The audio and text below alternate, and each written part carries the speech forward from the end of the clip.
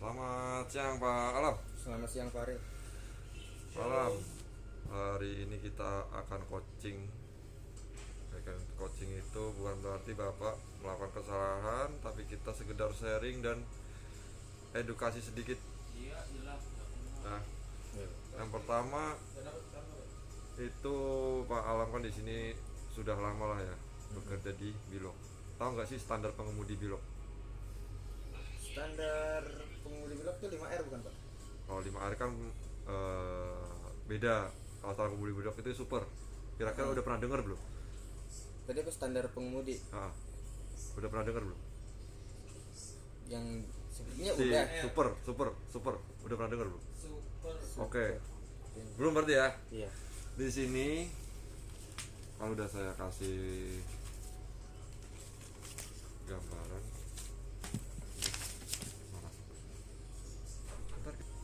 Oke, jadi super itu adalah sebuah singkatan yang dimulai dari huruf S sigap, U unik, P produktif, E etika, R rapi.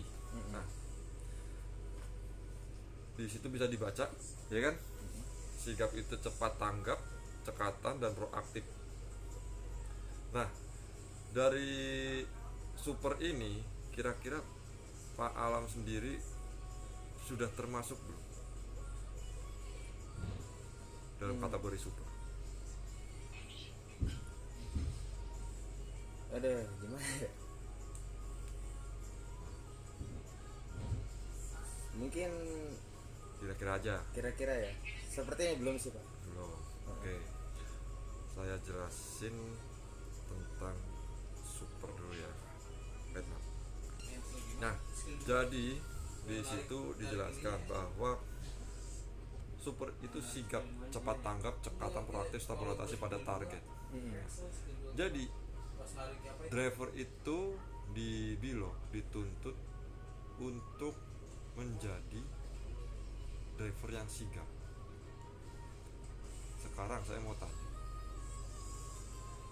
di sini tanggung jawabnya Pak Alam apa? Tanggung Sebagai jawab driver. Nah, sebagai driver.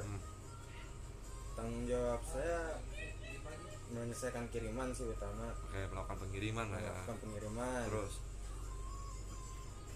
Tadi tanggung jawab apa ya? ya tanggung jawab driver nih. Iya, tanggung jawab kepada pengiriman barang. Oke. Terus serah terima dokumen segala macem. Intinya sih menjalankan tugas sebaik mungkin. Oke, itu tanggung jawabnya ya. Nah, targetnya Pak Alam di sini, tahu nggak? Target Pak Alam apa sih? Target dalam artian apa nih Pak? Target dalam bekerja apa buat saya pribadi? Target kerjanya dong. Kalau target pribadi mah kan beda. Kira-kira. Target kerja. Kalau tanggung jawab Pak Alam sebagai driver kan melakukan delivery. Bener nggak sih? Benar. Istilahnya bertanggung jawab dari produk, kekurangan dan kerusakan produk itu pasti tanggung jawab Supir, driver. driver. Ya kan, bawa unit juga tanggung jawab driver. Nah, targetnya di sini tahu nggak target Pak Alam? Targetnya ngirim barang secara itu nggak sih Pak? Maksudnya Itu kan nah. tanggung jawab tuh masuknya tuh. Heeh. Kalau produk salah produk terus dan lain-lain itu adalah tanggung jawab. Kalau target itu berarti kan contoh ya, ritase. Kenapa ritase kita bilang target? Karena kalau target itu menghasilkan nilai lebih. Contoh, tanggung jawab Pak Alam adalah melakukan delivery karena driver. Nah, hak Pak Alam adalah gaji. Setuju ya? Iya. Hak Pak Alam adalah gaji, tanggung jawabnya adalah melakukan pengiriman. Target Pak Alam adalah ritase. Karena apa? Karena dalam ritase ini Pak Alam punya insentif di luar gaji. Bener?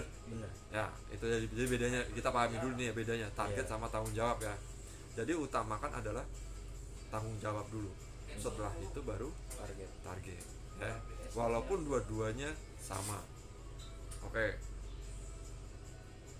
Nah, lanjut. Setelah itu unik, menjalankan tugas secara spesial dan mengemudi defensif serta berorientasi pada keselamatan. Nah, driver Wheelock ini itu kita tuntut juga untuk unik. Uniknya bukan sesuatu hal yang aneh, enggak. Cuman dalam unik di sini adalah melakukan pengiriman dengan baik. Contoh, barangnya kotak sampai ke customer harus kotak. Produknya A sampai customer harus A, ya kan? Terus mengemudi secara defensif, nanti kita jelaskan di defensive driving di belakangnya. Mengemudi secara defensif itu intinya adalah mengendarai kendaraan mengutamakan keselamatan. Kenapa begitu? Karena bila mana contoh Pak Alam ugal-ugalan di jalan, otomatis produk bakal jatuh dan rusak. Udah pasti. Berarti udah di luar unik. Ya, paham ya? Lanjut ke produktivitas adalah etos kerja tinggi serta berorientasi pada kualitas hasil. Nah, produktif driver di Wheelock ini dituntut untuk produktif. Kenapa? Karena gini, kita ambil contoh ya, Pak Alam pernah yang namanya standby. Pernah? Kalau standby itu biasanya para driver itu cuma datang, ngopi, merokok, tanpa harus bekerja. Nah, Wheelock menuntut kita untuk produktif, standby yang menghasilkan. Kenapa? Karena gini, standby itu kan Bapak dibayar, bener nggak sih? Bener. Tanpa adanya dipotongan.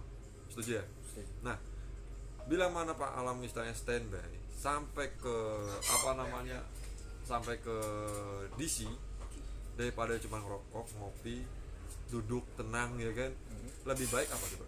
Melakukan kegiatan bersih-bersih. Benar.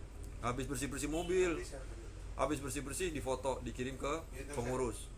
Hasilnya ada kan? Karena kan berorientasi pada kualitas hasil. Hasilnya apa coba? Mobil bersih. Bener nggak? Ya, jadi nyaman, ya nggak? Iya. Paham ya? Jadi dituntut produktif, ya. Oke, lanjut ke etika. Senyum, salam sapa, ramah tamah, sopan santun. Intinya etika adalah sopan santun, ya. Nah, etika di sini Pak Alam itu harus melakukan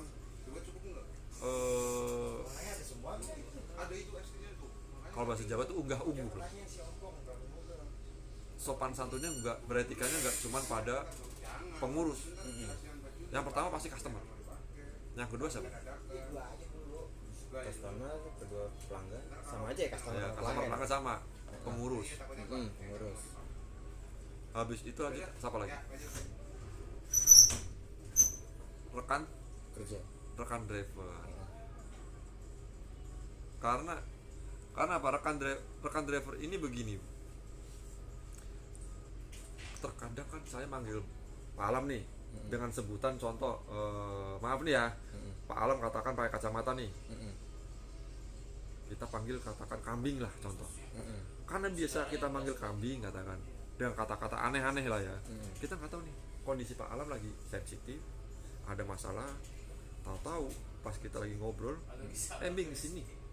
Karena kita udah biasa manggil seperti itu, Pak Alam sensitif nih. Jadilah emosi.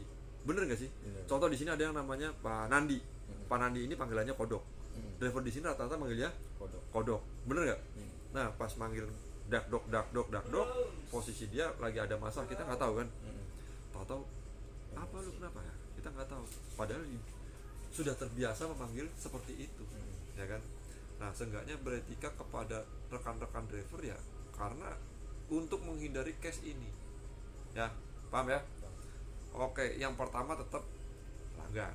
Customer kita siapa sih? Sosro. Customer terakhir siapa? Pelanggan-pelanggannya Sosro.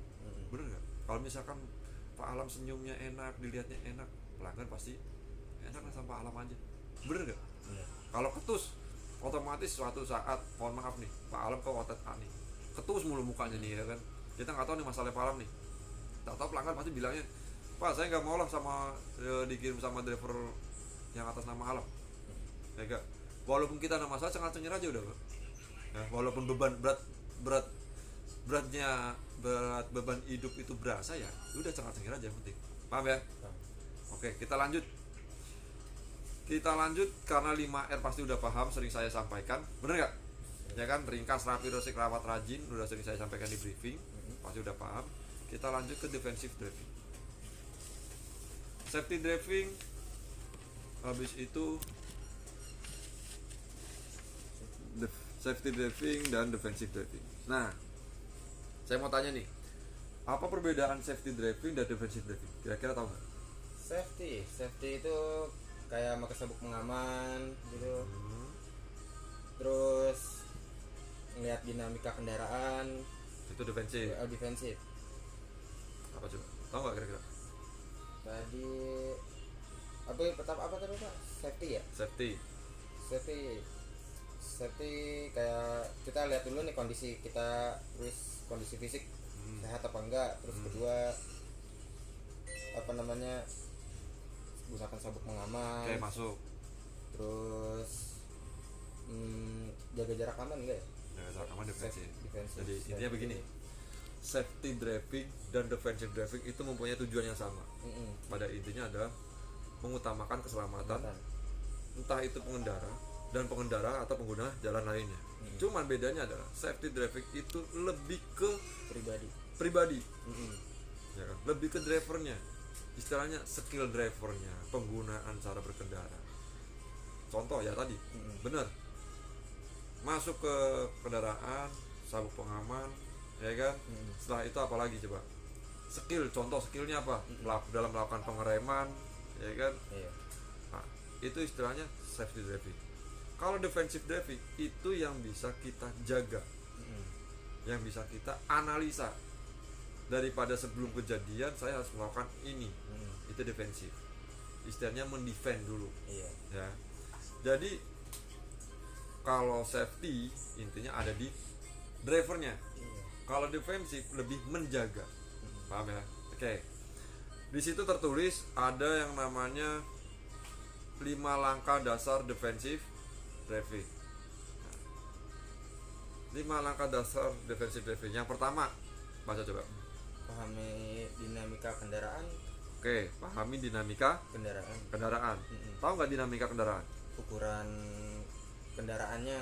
Oke, terus Jaga jarak aman, zona mengemudi gitu kan. nah, kita yang pertama dulu ya, pahami dinamika kendaraannya. Jadi pahami dinamika kendaraan itu kan lebih ke memahami dimensi kendaraan. Yang kedua, memahami cc kendaraan. Intinya tuh kendaraan kita pahami dulu nih. Pengeremannya bagaimana? Kan ada juga yang istilahnya unit-unit yang ankle dan double itu berbeda. Pak Alam bapaknya double. Pernah bapak ankle? Pernah Pak, pasti pernah. Gedean mana coba dimensi? Double. Gedean double. Cc-nya tinggian mana? Pasti double.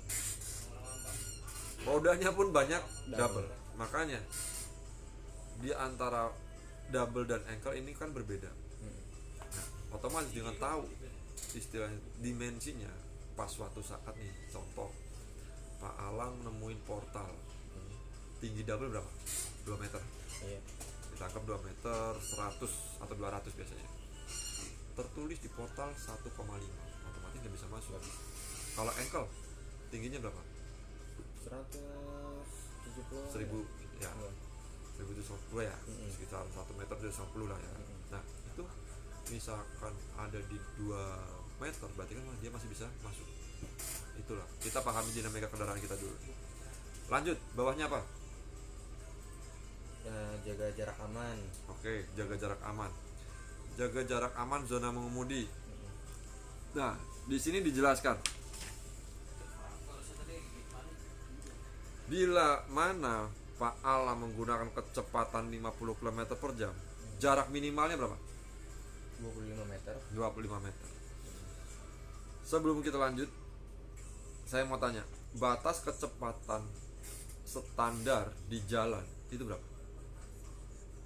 Jalan raya Jalan raya kan beda tuh, jalan raya sama jalan tol. Jalan raya berapa? 60. 60. Jalan tol 80. Nah, berarti Pak Alam mempunyai batas kecepatan maksimal itu di angka 80. Tapi jangan sampai dibentokin juga. Karena apa? Karena gini Pak, contoh Pak Alam saya kasih batas kecepatan maksimal 80. Pak Alam menggunakan kecepatan 80 km secara beruntun. Maksudnya beruntun begini, selama setengah jam atau dalam 1 jam kecepatan rata-rata Pak Alam itu 80 terus.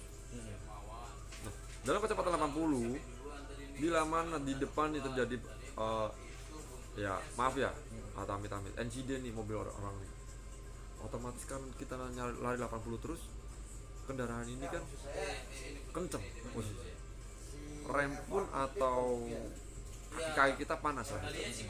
Biasanya pengereman itu ada yang gagal. Setuju ya? Misalnya gagal, ujung-ujungnya jadi insiden. Setidaknya makanya kita di jalan tol ya mungkin di bawah 80, 75, 80 boleh dipersilakan.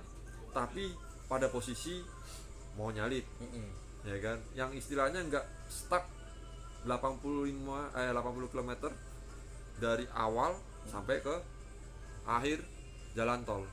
Seenggaknya kita harus pakai ritme lah, ya. Nah, di kecepatan 50 km, jarak minimal 25. Kenapa 25? Tahu nggak?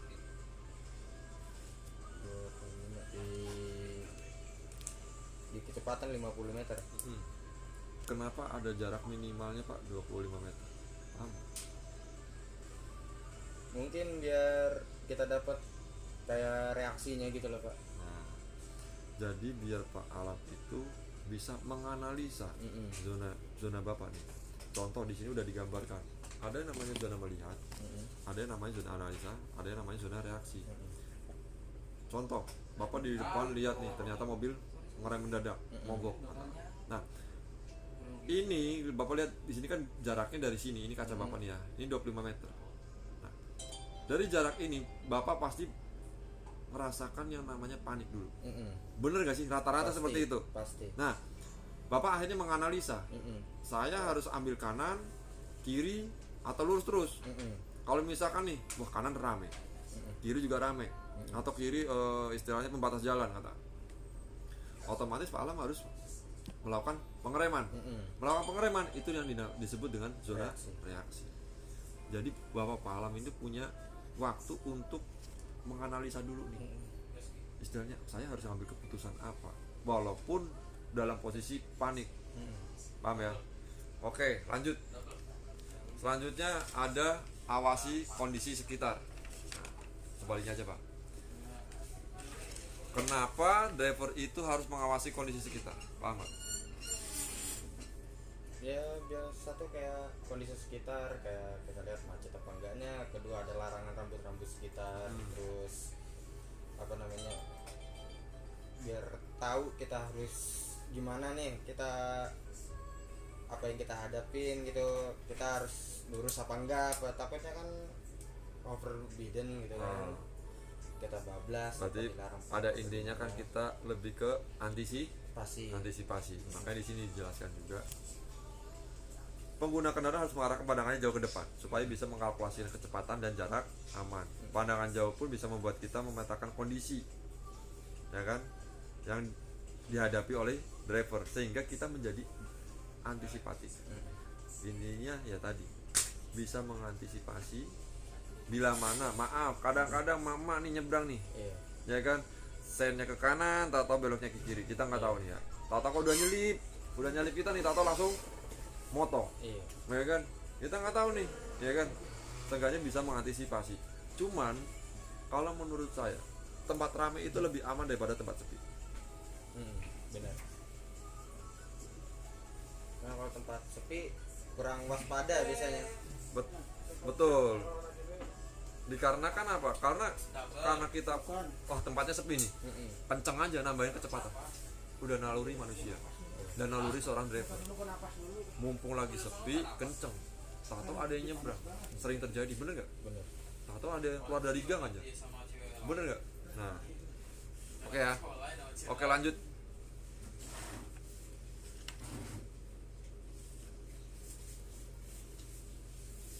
Blind spot. Nah, blind spot, paham gak sih apa itu blind spot? Titik buta yang nggak bisa dilihat dari supir lewat spion. Oke, mantap. Berarti udah paham ya? Paham. Dimana titik-titik itu tidak terlihat di spion atau tidak terlihat oleh driver juga. Contoh, mungkin kalau dilihat-lihat dari Din yang ada nama helper gua checklist. Nah setelah gua recall jebret Jadi yang spion si itu rata-rata yang saya tadi, paham, yang saya tahu yang itu si- karena apa? malah yang si Rizky si Topet itu Jadi tertarik. melihat kebanyakan itu melihatnya adalah box. Benar. Bener nggak? Tuh. Benar.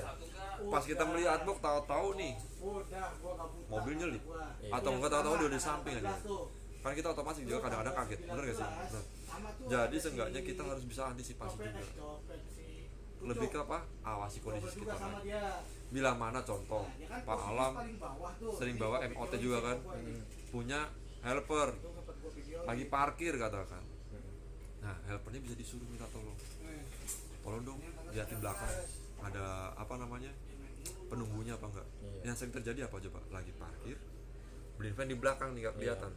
Itu pernah di sisi sebelah. Lagi parkir, drivernya istirahat di dalam, padahal baru cuma beberapa menit doang. Mobil driver dipanggil sama pihak apa namanya transport, ya kan, otomatis nyalain mesin mundur. Pas mundur di belakang ada tukang kopi, ya kan. Kadang-kadang kan gitu, kita di parkiran kita nggak tahu nih, entah itu blind van, entah itu tukang kopi. Yang pas kemarin terjadi adalah tukang kopi di belakang, Iya. kena motornya, nggak kelihatan. Tukang kopinya nyalain siapa?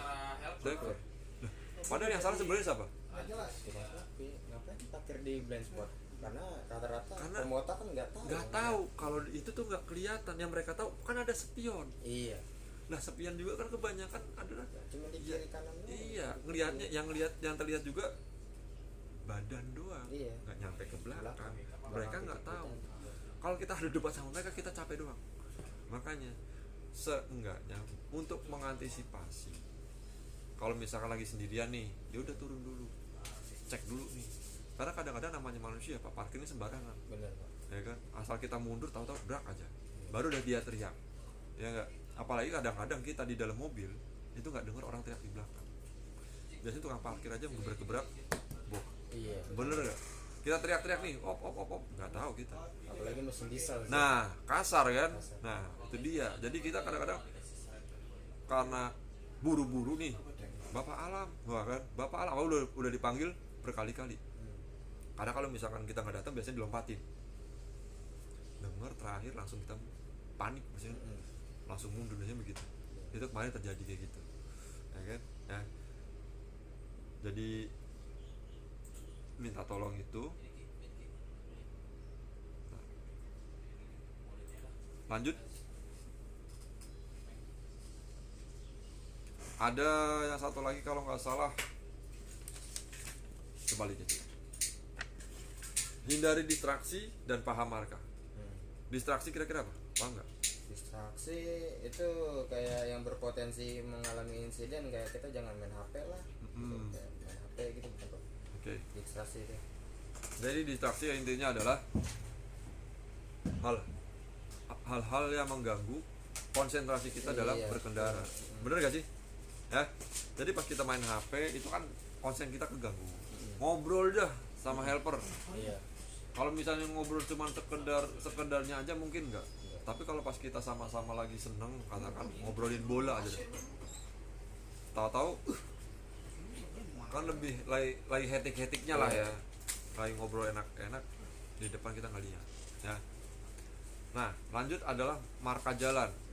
Saya mau tanya dulu nih, apa bedanya marka jalan dengan rambu-rambu lalu lintas? Tahu nggak? Kalau marka kan yang ada di tengah jalan tuh, Pak. Itu biasanya kan buat pengemudi supaya tahu rutenya tuh gitu, Pak. Kayak boleh nyelip apa enggak. Nah, terus oke, ini sip. dua arah apa enggak. Nah, kalau rambu-rambu, Rambu-rambu itu buat ke daerah jalannya sih, Pak. Kayak di rambu-rambunya itu mungkin lampu merah salah satu harus ada berhenti gitu kan. Terus kayak dilarang parkir atau segala macamnya Oke. lah. jadi intinya gini ya. Kalau marka Pak Alam bener, yaitu untuk apa namanya, memberikan arahan kepada driver. Tapi kalau rambu-rambu itu sebagai peringatan, itu yang pertama. Yang kedua bisa sebagai arahan juga. Contoh arahan gimana, dilarang belok kanan atau silahkan belok kanan atau forbidden. Jadi kan apa namanya, lebih ke petunjuk lah. Iya. Kalau rambu-rambu itu, paham ya? Iya. Oke, dari sekian banyaknya defensif 5 langkah defensif diving ini, kira-kira ada nggak yang mau ditanyakan Pak Alam? Cukup sih Pak, sampai sini udah paham. Paham ya? Paham. Oke, saya minta tolong untuk Pak Alam di apa namanya Pak Alam, dijalankan, diterapkan, entah itu super, entah itu defensif diving ya. Jadi defensive diving ini seenggaknya bisa menjadi acuan Pak Alam untuk lebih berhati-hati di jalan. Yang penting gini Pak, utamakan keselamatan untuk Pak Alam sendiri dan juga driver atau pengguna jalan lain. Pak Alam udah menikah, udah punya keluarga. Kalau misalkan belum, ya kita mikir keluarga yang di rumah, orang-orang yang kita sayang, abang, kakak, ya seenggaknya kita bisa apa namanya, inget lah sama yang di rumah. Paham ya Pak ya? Oke, terima kasih atas waktunya untuk Pak Alam. Selamat bekerja kembali, hati-hati di jalan, sehat-sehat ya Pak Alam ya. Terima kasih. Assalamualaikum. Waalaikumsalam.